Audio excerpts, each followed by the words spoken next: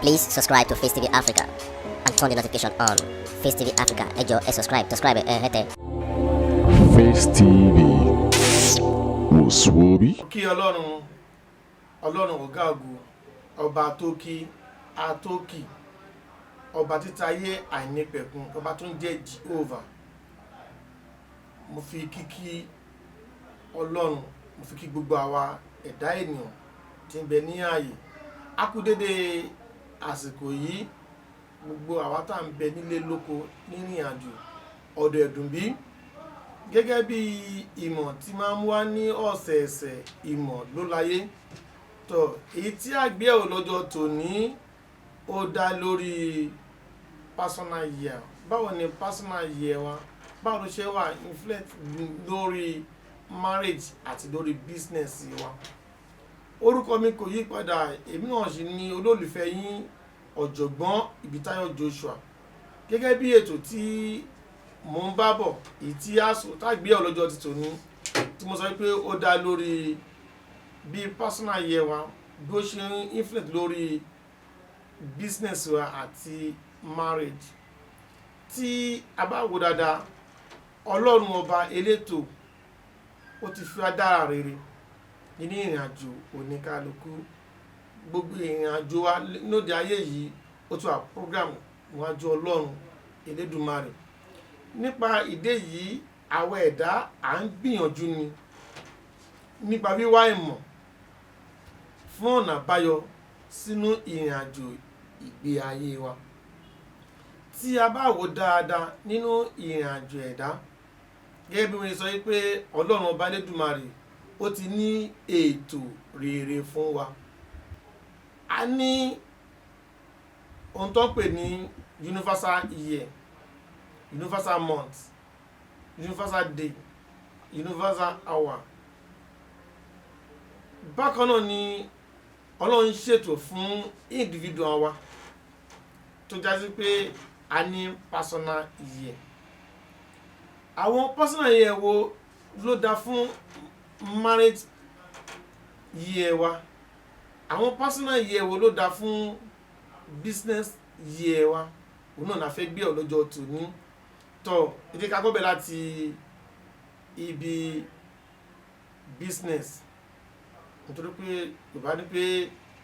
òṣìṣẹ́ ó jàre ìṣẹ́.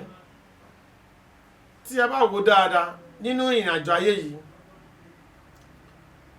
àwọn year kọ̀ọ̀kan ló ní ìtumọ̀ nínú ìrìn àjò oníkálukú wa. Personal year tèmi ó lè yàtọ̀ sí personal year títí ẹ. Níbo àwọn míì personal year wọn ó máa ràn mọ́ ara wọn. Ìgbà míì tọ́ka tẹ̀lé ra, ìgbà míì ó lè máa ràn. But ibi tí mo lọ bẹ̀ ni wípé àwọn personal year tó yẹ pé ó faramọ́ business,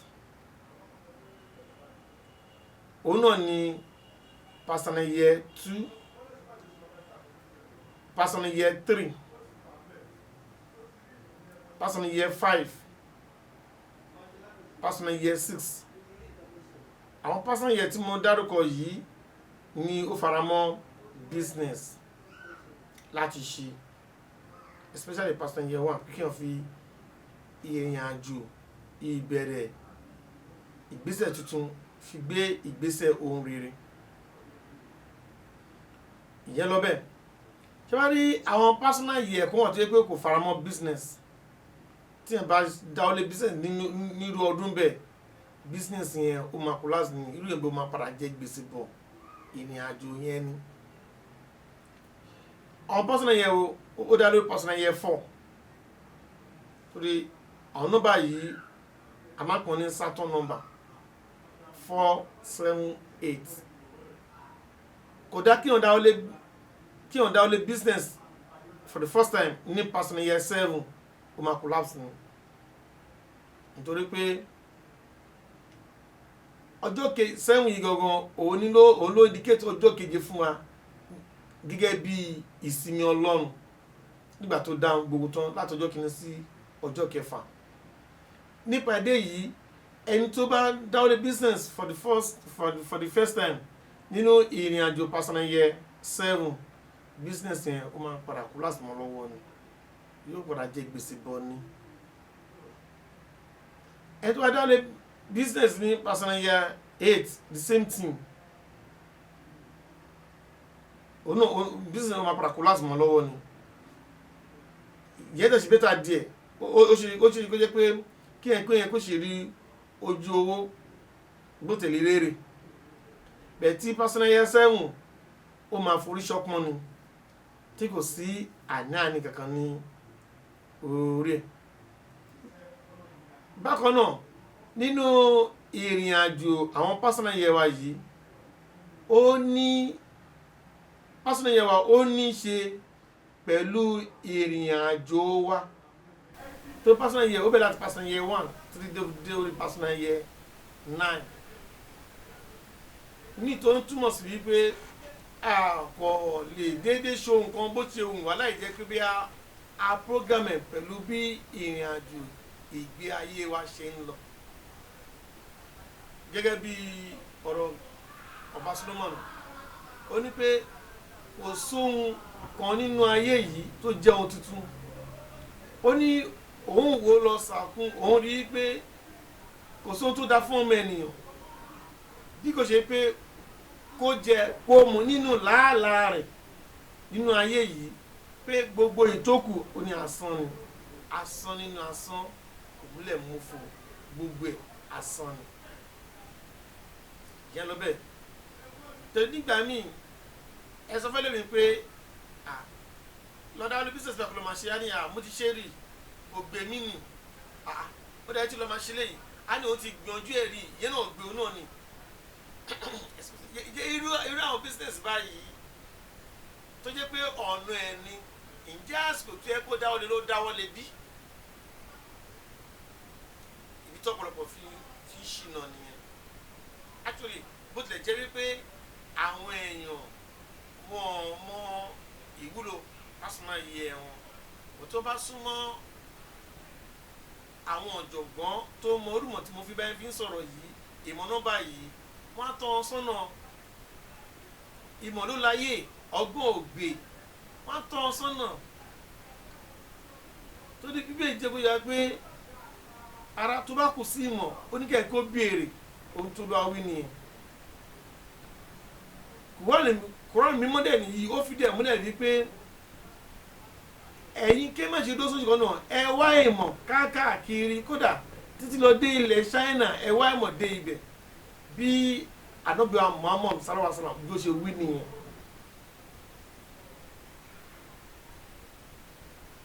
wá Ọlọ́run kí o sì rí wá ìmọ̀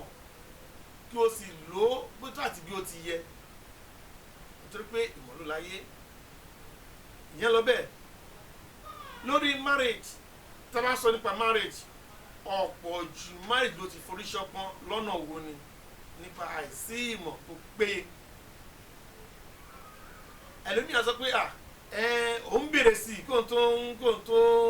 step in òun béèrè sí i ìbọn sọ pé ó dáa lóòótọ́ ẹni tó fẹ́ wọ́n lè sọ pé ó dáa kó dáa lóòótọ́ ǹjẹ́ ọdún tẹ ṣe marriage ǹjẹ́ ọdún tó yẹ kẹ́ ṣe ni àbí ọdún bẹ́ẹ̀ kọ́ nítorí àwọn yí ẹ̀kan wà tó yẹ pé kò faramọ́ personal yí ẹ wa lórí marriage. irú àwọn yí ẹ wo ní àkọ́kọ́ personal year 7 kò faramọ́ ìrìn àjò marriage. ẹnikẹ́ni tó bá ṣe marriage tó ṣe wedding nínú tó marry nínú personal year 7 pẹ̀lú ògo Ọlọ́run ẹ rántí pé calculation number kò ló ń bá ń bọ̀ tó fi lórí personal year 7 and also my end personal year tó ń bá bọ̀ yẹn ní personal year 9 tó ń kù sí pé just 2 years láti complete ìrìn àjò tó ti ń rìnwó láti personal year 1. irú àwọn kọ́pù bẹ́ẹ̀ pẹ̀lú ògo ti Ọlọ́run marriage wọn lẹ́yìn 2 years ó máa forí ṣọpọ́n nù. wọ́n á padà ló máa mú ìyà jẹ ní ilé oníkálukú wọn. wọ́n á padà máa sọ pé fishermen máa jẹ́ lọ́tún lọ́sì ọjọ́ wedding wọn ni wọ́n ti fún wọn ní gift tí ó ti fún tó ti gbọ́dọ̀ affect wọn oríṣiríṣi bẹ́ẹ̀. ẹni tó ṣe wedding ní personal year 8 òun túmọ̀ sí wípé lẹ́yìn ìrìnàjò ọdún kan because ó máa ń di ìrìnàjò ní 9 personal year 9 àti start another ìrìnàjò míì after a year wedding wọn máa ń di máa forí ṣọpọ̀ nù. ẹdúbọ̀dẹ̀ lọ marriage ní ẹdúbọ̀dẹ̀ lọ wed nínú personal year 9 kó tún mọ̀ pé some months tí year máa fi hẹ́n dìyẹn pẹ̀lú ògo Ọlọ́run gbogbo nǹkan tó dájú bẹ́ẹ̀ ọmọ àjọ yẹn nípa ọmọ àjọ yẹn nípa pọ̀ bẹ́ẹ̀ ni. ẹ jẹ́ kí tó pè é sí àkíyèsí apart from wedding no wedding tí a gbọ́dọ̀ wo àwọn ọdún kọ̀ọ̀kan tó faramọ́ wedding irú personal year 2 ẹgbẹ́ 2 sọ nípa partnership tí ẹ bá ṣe wedding ní personal year 2 ó máa jẹ lọ personal year 3 tí ẹ bá ṣe wedding ní personal year 3 ó máa jẹ lọ tó 3 sọ nípa pleasant ó sọ nípa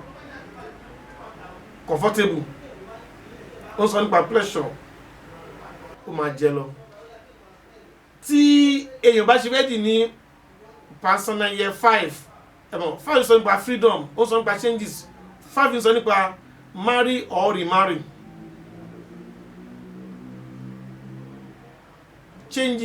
changes 5 sọ nípa ẹ̀ so tí ẹ bá fi wedding sí time yẹn ní personal year yẹn òun náà máa jẹ lọ gbogbo jíjẹ títí Ọlọ́run the same thing personal year 6 bó sì ń sọ nípa responsibility sì ń sọ nípa ó sọ marriage so ó máa jẹ lọ kò sí personal year wa tí kò wúlò fún wa ohun tí a ń pẹ́ sákèsí ni pé ó lójú àwọn nǹkan tó lè gbé sínú personal year kọ̀ọ̀kan nítorí pé ètò Ọlọ́run ni kì í ṣe ti ènìyàn ó ní àwọn ohun tí a lè gbé sínú personal year kọ̀ọ̀kan ohun tí kí a gbé sí iwájú kò yẹ ká lọ gbé sí ẹ̀yìn ohun tí kí a gbé sí ẹ̀yìn kò yẹ ká lọ gbé síwájú. mo rántí ọdún kan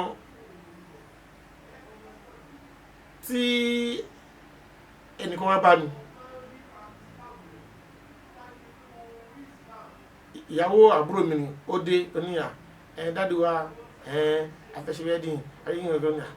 ó ní nǹkan tó bá wà yìí ó dágan nǹkan nífẹ̀ẹ́ sí nǹkan tá à ń fẹ́ nínú ìdíwà lélẹ̀ yìí àmọ́ nǹkan tó ṣe wedding yìí nǹkan tí pásán yẹ ọdún yìí sọ fún ẹ bí ní kó má ṣe wedding o bẹ́ẹ̀ ó ń pè sákèsí pé kọ́ wá bí oyún ṣe máa kọ́ dúró ná lẹ́yìn yẹn a ti máa bọ́ sí following years wá ṣe gbogbo ètò ohun tó bá fẹ́ ṣe ń gbà náà ẹ mọ̀ gẹ́gẹ́ bí bàbá àkọ́kọ́ sáyẹn kò lè ágì pẹ̀lú mi lọ́kọ̀ náà ń gbọ́ pé òun á lọ máa rò wọ́n á dẹ̀ fún un ní feedback later gbà tó délé ó sọ fọ́kọ ẹ pé máṣùmátọ̀ ta ìgbọ́n yẹn ó dẹ̀ kó fẹ́ pọ̀ jù ní ti tòun ó ní pé ọdún yìí kóun kọ́ ní bóun ṣe máa wà ókè náà tó yìí máa fi dúró ná wípé because ó léwu fóun pé kóun kọ́ lọ ṣe wedding bó ṣe máa wá oyún kiri dútó bó ṣe wà nínú ìrìnàjò lọ́wọ́lọ́wọ́ báyìí pé ṣóun lọ́lọ́run ni àbí ẹ̀ńdàkọ́ lọ́nà lè ṣe oyún fún òun ni pé nìkan gbogbo ni òun fẹ́ ó sì mọ̀ pé òun fẹ́ fi fẹ́ nìyẹn kọ́ ọkọ ẹ̀ lọ́rùn ni pé tí ẹ̀dẹ̀ bá ti wà ń bẹ̀ kò sí kíríyá òun kì í ṣe ìyàwó mọ́ gbogbo jẹ́ tẹ́lọ́run àmàṣẹ́fẹ́ ní àwọn àdọ̀bálẹ̀ kódà wọ́n gbà dọ̀bálẹ̀ wà ní láàánú ìbí gan pẹ̀lú bí ìtẹ̀dọ̀bálẹ̀ bó dẹ̀ kúrú tẹ̀lú ìṣòro ara ẹ̀ náà ni ibi tí níbo mo lọ ní ibẹ̀ tí ọmọbìnrin bá lóyún lẹ́ni tó bímọ ajẹ́kíbóyè ọ̀la ni tó pé nígbà tí èmi ti wo calculation bó ṣe ń lọ nínú ìrìn àjò ẹ̀ lọ́wọ́ yẹn pé nǹkan tó yẹ kó gbé sí iwájú má gbé sẹ́yìn báyìí ló yẹ kó ṣe rìn ó ní rárá o èkó ìsẹ́wájú mi ẹ̀yìn ló ti pàṣẹ rárá pé bóun fẹ́ ṣe tó ń nìyẹn èmi náà dẹ̀ bá agree wípé nǹkan tí wọ́n sọ pé wọ́n fẹ́ nìyẹn bẹ́ẹ̀ lọ́jọ́ tó ní ó padà regret pé wọ́n dẹ̀ sọ fún òun ni òun gbọ́. ìyẹn rà mí ìmọ̀ ló láyè pẹ̀lú ògo Ọlọ́run ọgbọ́n ògbè ìmọ̀ ló ní ayé. ìdí nìyí mo ṣe mú ìmọ̀ nọ́mbà ẹ̀rí pé kò kọ́mọ̀ ìmọ̀ tí kò kọ́mọ̀ ni ìmọ̀ tó scarce ni mo ṣe mú wá ní ọ̀sẹ̀ẹ̀sẹ̀ láti fi máa fi jomitoro rọ̀ pẹ̀lú wa láti lè fi máa gbọ́ra wa yé láti lè fi máa tọ́ wa sí ọ̀nà tó kò sóhun tá a lè ṣe with that number ẹ má jẹ́ n parọ́ fún wa nothing exists with that number àyàfi bí ayé ṣe ń lọ ká máa ṣe kí ni kí a máa tẹ̀lé ni ẹni tó ibi tí a bá kọjú sí ẹni tó bá ti kọjú sí ibẹ̀ pẹ̀lú ògo Ọlọ́run wọ́n jẹ máa yé ni ayé yóò yí máa yé ni ayé yóò tẹ̀mẹ́rẹ̀ ni ní láwọn kan fi máa ń dàjà pé nǹkan tó bá wà invoke lè máa focus sí tọ́ bí ìrìn àjò personal year bó ṣe rí lọ́jọ́ tòní nìyí àkókò gbà mí ní ààyè tí a bá ní ohun tí a bá fẹ́ béèrè lórí personal year wọn pé ẹ̀tẹ̀ gbọ́ ọ̀jọ̀gbọ́n irú personal year mo tẹ̀lé lọ́dún yìí gan tó pé personal year tí a bá ń lò ní ọdún kọ̀ọ̀kan ni a gbọ́dọ̀ máa follow up ẹ̀ ìyẹn ló lè jẹ́ kí a lè ṣe mistake ìyẹn ló lè jẹ́ kí a lè ṣiṣẹ́ ìyẹn ló lè jẹ́ kí a lè ṣe ìwà wù ìyẹn ló lè jẹ́ kí a gbé ọmọ bà fọ́ṣu ìyẹn ní kò lè jẹ́ kí a lè lọ máa mú oṣó lọ́mọ má jẹ́ àwọn tí kò ṣẹ̀wá nídìílé ìyá nídìílé bàbá láàrin ọ̀rẹ́ láàrin ẹbí tó jẹ́ ti láwùjọ nílé tí a ń gbé àrílè lọ máa mú wọn ní ọ̀tá nítorí pé àti mọ̀ tí a ti ń bọ̀ àti mọ̀ tí a dé àti mọ̀ tí a ti ń lọ pẹ̀lú. So nípàdé yìí